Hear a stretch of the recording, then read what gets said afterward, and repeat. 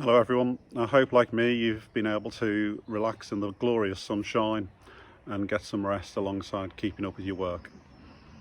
I've really enjoyed the many videos that are now being circulated that started with the Sport Loo Roll Challenge, and we've seen some really interesting ideas with the likes of the animals coming into people's gardens. I've even myself got involved with the Plank Challenge, and I think you'll agree when you watch my video I'm pretty well unbeatable on that. You're going down, Dad. You're going down, down, down.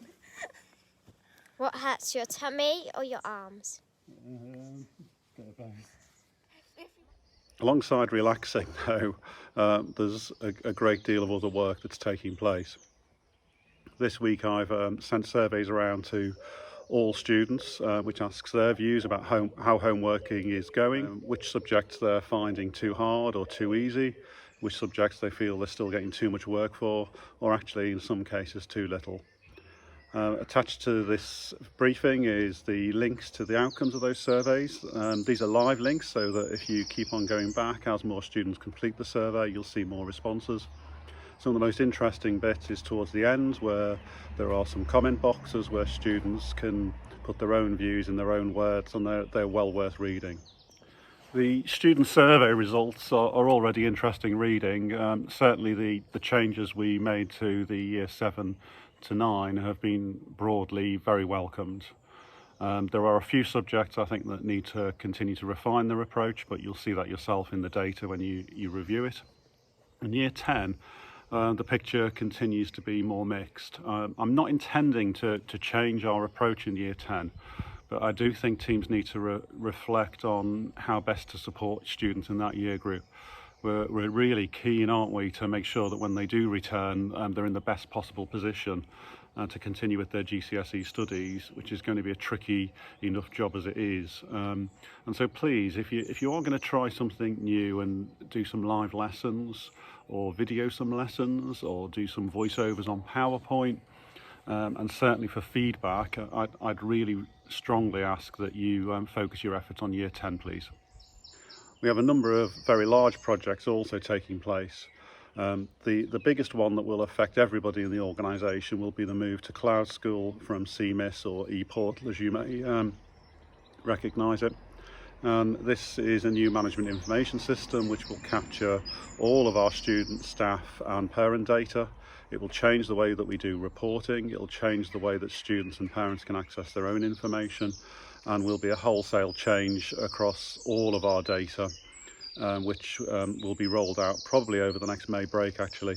Next term there will be training, and that will start with the senior team and the admin team, and then we'll cascade that round down to teams so that by the time we come back we'll all be familiar with how Cloud School works.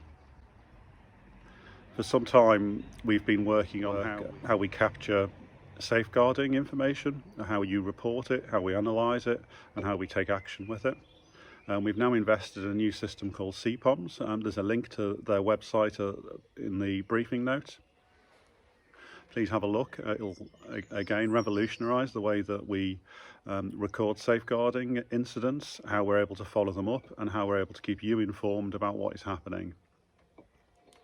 We're also hopeful that it will also be a step change in terms of the way that we record behaviour incidents, and this will mean a move away from sleuth in time. And again, by the time we come back to work, we'll be in a position to pick this up and use it. Thank you for all of the work that you've been carrying out on predicting what students in Year 11 might achieve.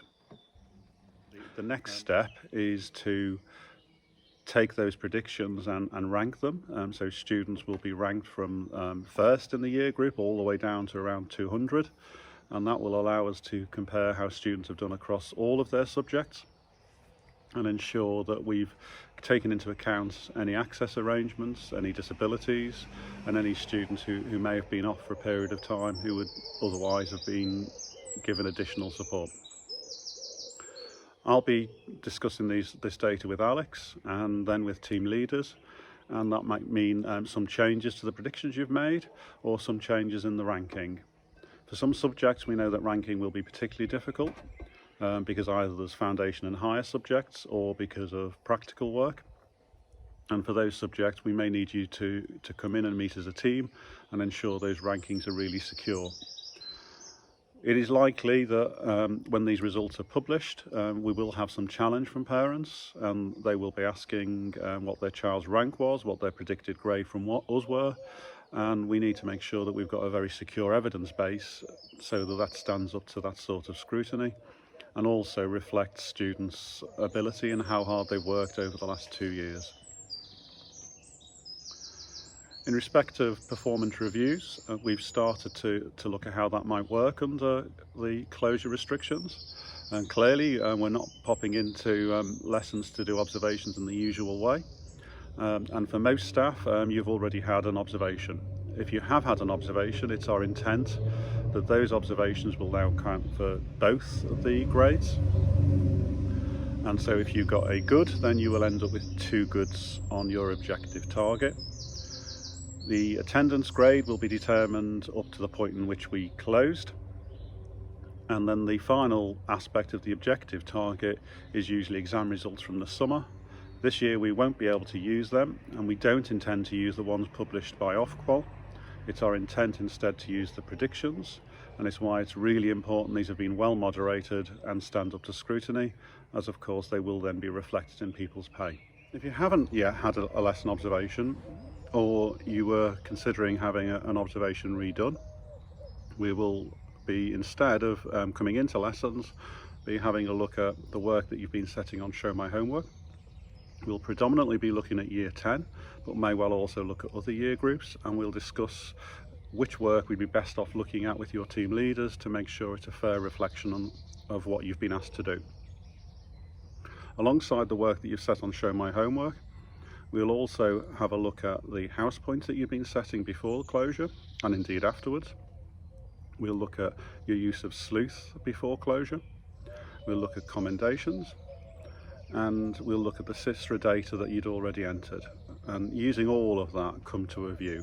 John will circulate shortly a updated observation protocol. Please have a look at that. Please do discuss it with your team leader. And if you're in the position that you would like another observation, please get in touch with your team leader and they will discuss it with the Link VP in order to make sure the observation we do is a fair reflection on what you've been asked to do since closure.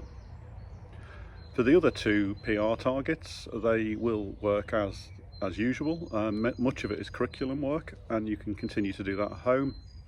And we'll be asking team leaders and Link VPs to do Fs on those and write those up as we would normally, and that should all then be ready well in time for after the break, and so that we can start PRs properly. It's our intention that support staff will run in a similar way, and so the observations that have already been taken place, they will still count, and if you've had 1 observation, it will count twice. If you haven't yet had an observation, Natalie is working with team managers to discuss how best to take that forward. Your other target, where possible, will continue. If you're in a team where you're unable to work from home, then we will look at making sure you're also not disadvantaged. Finally, if anybody's still with me, here's the rest of my planking attempt. 1.5 minutes. Dad?